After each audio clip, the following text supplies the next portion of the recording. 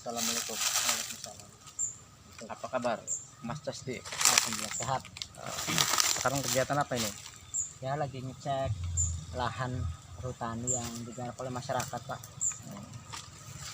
Berarti Mas Casdi ini sudah mendengar tentang bahwa sebentar lagi akan hadir PT Usaha Rida Semesta yang bergerak di agroforestry Tebu Okuler. Nah, yaitu yang menjadi was-was saya, lahan yang sudah ataupun hutan yang sudah segini rindangnya akan dikelola ataupun akan dialihfungsikan menjadi lahan perkebunan. Ini saya tidak menemukan logika bagaimana nanti akan melihat sisi ekologinya bagaimana. Karena apa? Dari zaman dulu sampai sekarang ya, walaupun sekarang masih rindang juga masih sangat jauh daripada ekologi yang diharapkan, seperti itu, Mas. Nah, menurut Mas Casdi sendiri, ketika nanti hadir dan itu wujud adanya PT URS ini, nah nasib para petani penggarap yang ada di kawasan hutan ini bagaimana? Lah, kalau memang nanti terjadi hal seperti itu, nasib yang pasti akan terjadi adalah otomatis ladang mereka akan tergusur. Seketika ladang mereka sudah tergusur, maka mereka akan bertani apa? Paling-paling menjadi alih fungsi menjadi kuli, ya kan? Nah, seketika sudah menjadi kuli, apakah sudah bisa mempresentasikan berapa hasilnya menjadi kuli, berapa hasilnya ketika dia menanam sendiri? Yang kedua, bagaimana nasibnya ekologi kita? Kalau sekarang jelas kita mengelola tanpa merusak alam yang ada di sini, iya kan? Tapi kalau sudah dibabat menjadi tebu, dialihfungsikan menjadi tebu, apakah masih ada pohon rindang seperti ini? Saya rasa tidak ada.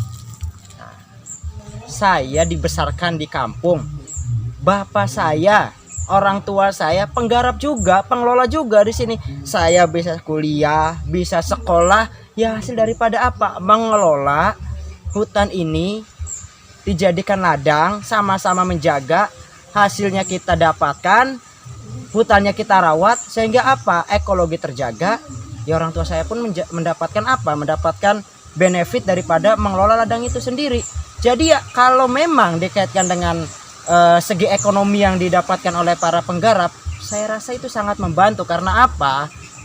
Ini asumsinya seperti ini, mereka yang tidak punya sawah, yang punya sawah tidak punya ladang, dengan adanya pengelolaan seperti ini, kita menjaga hutan dan mengelola tanah, lahan yang ada di sini, maka apa? Mereka tidak bersusah payah, tidak pusing-pusing di mana lahannya, di mana mereka bisa bercocok tanam.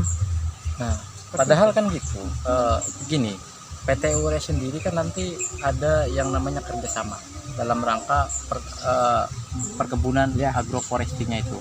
Apakah itu tidak memberikan nilai ekonomi juga untuk masyarakat penyangga? Ngomong nih, organisasi penyangga hutannya masuk di mana ini? Kalau saya dan sekeluarga itu masuk ke dalam FKMIS. Berarti sebagai intelektual muda daerah penyangga yang ada di dalam FKMIS, harapannya bagaimana tentang nanti akan adanya PT URS yang mau mengalihfungsikan kawasan hutan ke perkebunan tebu agroforestry? Pertama, kalau berbicara harapan, saya tidak menaruh banyak harapan, ya. Karena apa? Jelas, kalau saya menaruh harapan berarti saya mengharapkan sesuatu dari perusahaan itu sendiri. Saya tidak mengharapkan sama sekali kok. Buktinya sampai sekarang tanpa ada di mereka pun kita masih bisa hidup, kita masih bisa mengelola lahan. Berarti secara tidak langsung menolak? Menolak, jelas menolak. Karena apa? Ya, ini sudah kita rasakan bahwasannya apa? Bukan hanya keluarga saya, bukan hanya tetangga saya, tapi seluruh masyarakat penggarap yang sudah terbantu dengan adanya pengelolaan hutan ini yang diberikan kepada rakyat untuk bisa mengelolanya. Tapi kalau tiba-tiba ini dialihfungsikan menjadi lahan perkebunan, ya judulnya agroforestry ataupun apa gitu kan, berapa keluarga yang dikorbankan, iya kan? Yang kedua, apakah tidak akan berdampak terhadap ekonomi mereka, sosial mereka, ekologi mereka? Nah, seperti itu. Terkait masalah sosialnya juga, ini bisa jadi bagi penggarap mungkin menolak, pasti menolak, bukan mungkin lagi, pasti menolak dengan adanya pengalihan seperti ini. Yang kedua, bagi yang tidak menggarap. Mungkin ya sebatasannya ingin ya kuli-kuli saja, ya kan? Ini pasti akan dibenturkan lagi. Nah, jangan menimbulkan suatu kebijakan itu jangan sampailah menimbulkan yang namanya kekacauan di kalangan bawah kita seperti ini. Nah, secara perhitungan persentase dengan adanya pabrik gula, berarti kan menyokong juga tentang ketahanan pangan. Di lain sisi Indramayu sebagai lumbung pangan.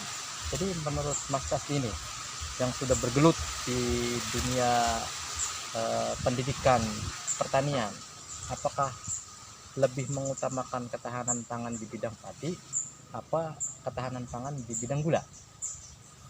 Saya langsung jawab saja, saya memilih ketahanan pangan yang di padi itu sendiri. Kenapa?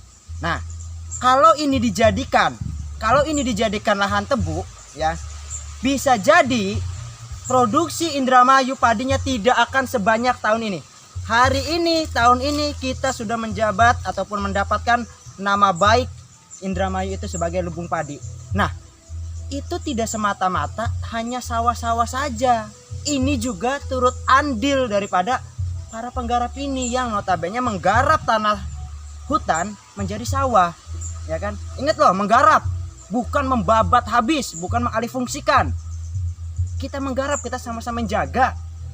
Seperti itu, Mas. Jadi kalau memang ini saya harus milih, saya lebih berhak ataupun berpihak untuk padi ini tetap dijaga produksinya daripada alih fungsi ke tebu. Malahan kalau memang ini benar-benar investornya memang bisa benar-benar investor yang tidak mementingkan kepentingan sendiri, ya padi ini yang harus kita angkat.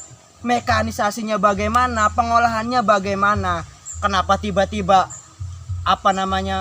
membuka lahan tebu tapi harga padi atau petani padi tidak diperhatikan?